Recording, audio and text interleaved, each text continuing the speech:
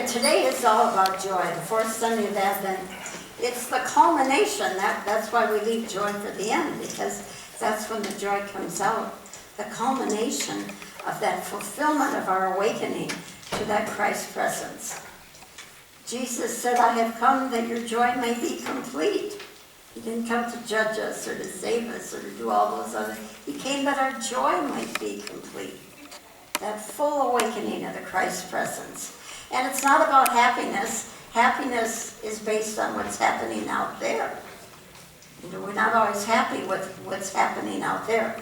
But joy is that inner well of spirit that just springs forth from our hearts. And so we have to trust every present moment to do its magic. No matter what's going on out there, we can still find our joy.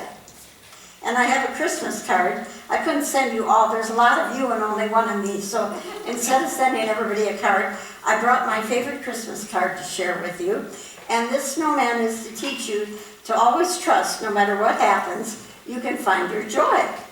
Because he's looking in his Christmas stocking, and he says, all I got, what's this, 2 lumps of coal? That's all I got in my Christmas stocking. You're supposed to go, oh.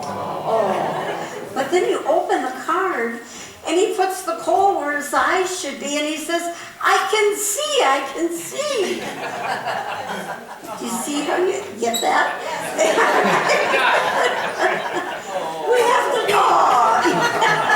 We have to trust all things in our life. We can still find our joy, no matter what's going on out there. And so as we look at the 4 weeks of Advent, we started with hope. Hope that we're going to make it, that we're going to wake up, we're going to arrive. That visioning power that shapes the very substance around us, hope and faith. And then we stand in peace, a place of power, our center place of knowing our union with the divine. And the 3rd week we talked about love as the creative power, the glue of the universe that joins and binds all things.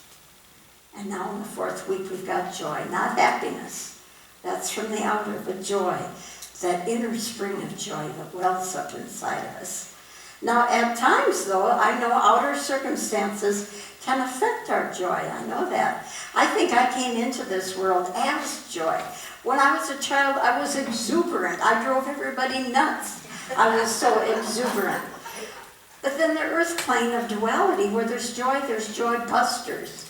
And bit by bit, it seemed like life started to zap my joy. But in spite of that, sometimes in the most painful parts of my life even, I was still able to feel the joy come through, even the painful parts. Look at the Dalai Lama. I don't think there's a greater example than the Dalai Lama. His whole country was wiped out. And yet when you look at him, when you hear him, he radiates joy.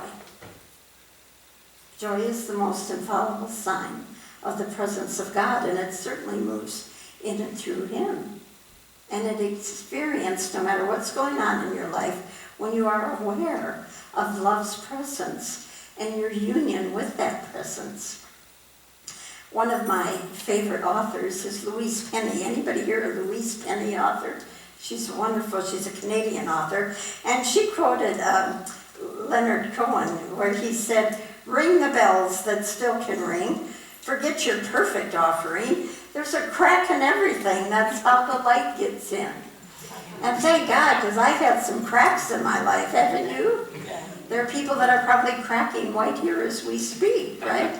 But that's okay, because that's when the light and the joy can come through those cracks. And the trick is to sustain that joy when the outer experiences and circumstances are trying to bust your joy. At those times, Michael and I have come to believe, we like to channel Barney Fife. Remember Barney Fife from the old Andy Griffith show? And my favorite line when he would run around and say, nip it, nip it, nip it. Remember when he would do that? Nip it, nip it. And that's what we have to do when those joy busters come into our life. We just have to say, no, nip it, nip it, nip it. Especially the joy busters in our mind. You know, I woke up in the middle of the night last night, started thinking and worrying about stuff. I thought, no, nip it, nip it, nip it. You know, we could do that. And Jesus gives us a great story of how he did this. And this story is a bit shocking. If you are a tree hugger, I ask you to plug your ears because you may not want to hear this story. It's shocking. But Jesus was having a bad hair day, and he and the apostles were hungry, and they were walking along, and they came up to a fig tree to get something to eat, and there was no fruit on it. Now brace yourself. Do you know what he did? He cursed it and killed it. I kid you not. I'll see if it now. He said, "Let no fruit grow on you ever again," and immediately the fig tree withered away. This is Jesus we're talking about. Now, if you take the Bible literally, what are you going to do with that? But if you know it's a metaphysical story, then we get it. He was saying, nip it, nip it, nip it, to those toxic states of mind that not only don't bear fruit in our lives, but that rob us of our joy. The fears, the resentments, addictions, prejudices. Joy is always in us. We just have to nip those joy busters. And then he went on to say, he said, "Assuredly, I say to you, if you have faith and do not doubt, you will not only do what was done to the fig tree, but also if you say to this mountain, 'Be ye removed and cast into the sea,' it will be done." Now, he wasn't talking about physically moving a mountain. He was talking about those mountains of challenges in our life that rob us of our joy, that we think we can't get through. You can just say to them, "Move, nip it," and they will be gone. You know, I grew up on a farm. You probably get sick of my farm stories, but my mother would bring in the milk every night. She was the one who did the milking. My dad worked in town. And anyway, she would come in with a big jug of milk, put it in the refrigerator, and you all know what happened the next morning, right? Those of you who, the cream rose to the top. And every morning we had cream on the table with our cereal, which is why I look the way I do. But the cream rose to the top. She didn't have to do anything to get the cream out. And that's what happens in our lives when we just let go and let it all be. The joy rises. And Teilhard de Chardin was credited, I'm not sure he was the first person that said it, that joy is the most infallible sign of the presence of God. Not about being happy, it's not about, cutesy, ha. It's about joy, that inner state of spirit that you just can't help but feel. So how do we sustain that? I know in Unity we like to say, have a good affirmation, it'll all get better. Well, mental powers alone don't always do it.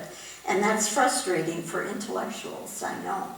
We had a professor, one of our teachers in ministerial school, and he was one of the most intellectual instructors we had. I mean, he knew it all up here, and he was a good teacher, but he would be frustrated at times, because even though he had it all up here intellectually, he didn't always have the ability to have that experience of the divine, to feel the presence, which is joy. And he envied those who maybe didn't have it as intellectually as savvy as he did, but felt that joy. Often our mental states of mind can become the worst joy busters. Charles Fillmore said, "These thoughts of the intellectual realm that have no understanding come down and seek to kill the spiritual thoughts of the heart."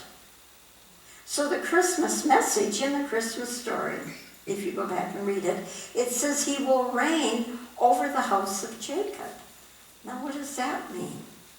Well, in the Old Testament there were two twins, Esau and Jacob.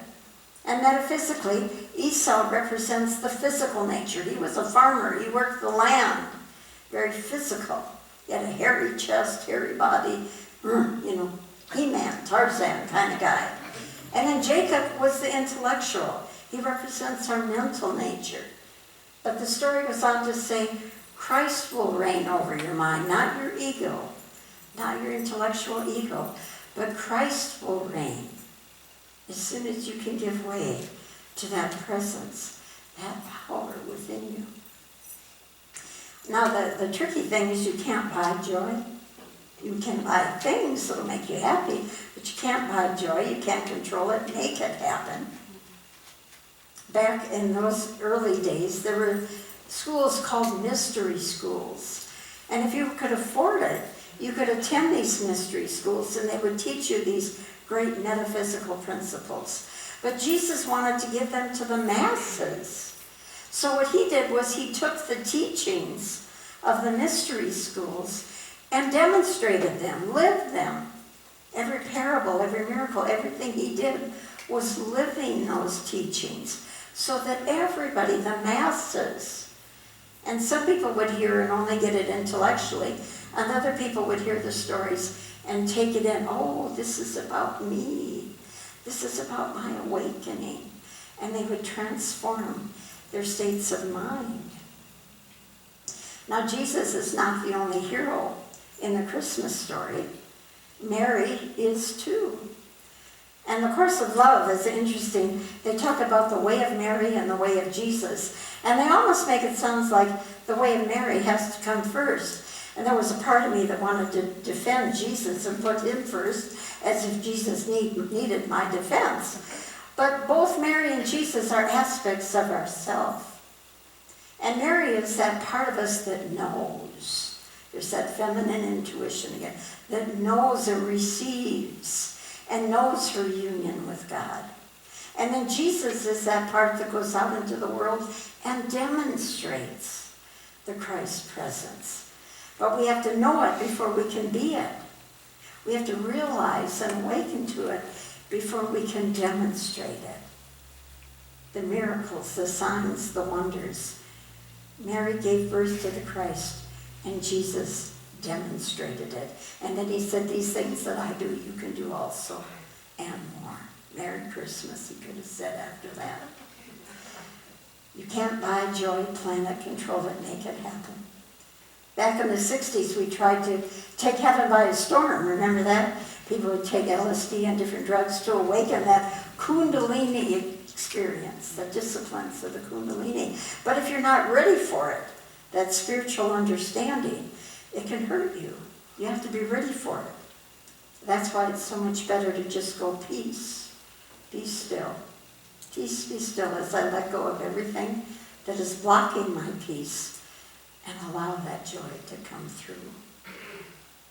Louise Penny, again my favorite author, talks about being surprised by joy. We're surprised by it. I've had times where it's just come over me. And there's nothing to be joyful about out there, but it's just come over me. And I want to hold on to it. And then it can go away as fast as it came. The other thing we can't do with joy is make another person experience. Don't y'all wish you could make the people you love feel that joy? But we can't. A minister told a great story of taking his 3-year-old son to New York City to visit his grandma. And they just knew this child was going to love New York, take him to Rockefeller Center and look at all the tree lights and the skating and the department stores with all the windows. And so they took this little 3-year-old and he hated it. He said he acted like he was in the doctor's office getting ready for a shot. You know, that's how much miserable this child was. Finally, they were about to give up, take him home. And they got in an elevator. And they got in that elevator, and the elevator lights started going ding, ding, ding. Lights came on, music came on, and the child came alive. He found his joy in the elevator, and he wanted to go up and down all day. He was surprised by joy. That's the way it is when we least expect it. It just wells up inside of us. I give you tidings of great joy. We have to trust every moment like the snowman.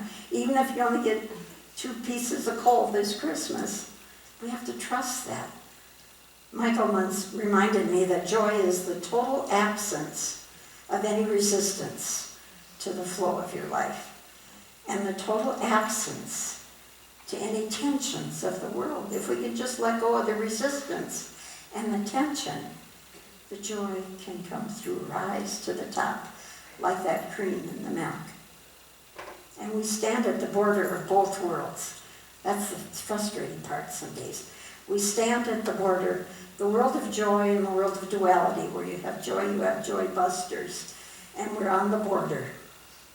Elizabeth Gilbert taught us a Sanskrit word called at the basin, meaning one who lives at the border. She said a person who had left the bustling center of worldly life to go live at the edge of the forest where the spiritual masters dwelled. The Antivasan was not one of the villagers anymore with a conventional life, but yet neither was he a transcendent, not one of the sages who lived deep in the unexplored woods, fully realized. The Antivasan was an in-betweener. He was a border dweller. He lived in the sight of both worlds, but he looked toward the unknown. The unknown, that sacred, sacred nature within us, that sacred presence that's all around it. We look to that, ignoring the world of appearances, and we allow that joy to rise up inside of us. Let's take that into prayer. Once more, releasing and letting go of all those joy busters. We just say, nip it, nip it, nip it. Let it go. Any unforgiveness, any fear, any worry, any doubt, any discomfort, tension. Nip it, let it go. And then just rest. Peace be still, peace be still. Allowing the joy to rise. We can't control it, we can't make it happen, but we can let go of all else. And then we wait and allow. In the knowing of our union with God, we become the presence of light and love to each other. And once again, we say thank you, Father, Mother, God, in the nature of the Christ. Amen.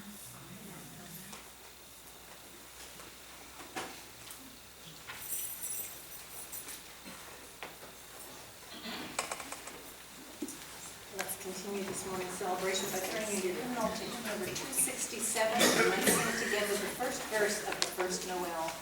When you found it, let's stand and sing.